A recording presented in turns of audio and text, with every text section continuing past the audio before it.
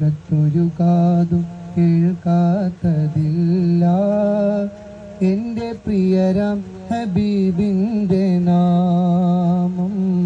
കാലം മറക്കാത്ത വചനങ്ങളെല്ലാം തിരുനാവാലെ ഒഴിഞ്ഞുള്ള നാദം.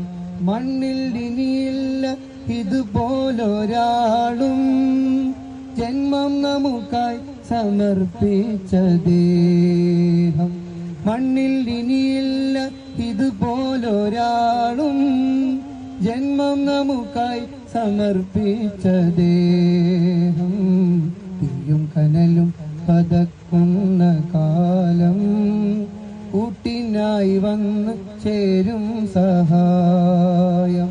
ലോകത്തൊരു കാതും കേൾക്കാത്തതില്ല എന്റെ പ്രിയരാം ഹബീബി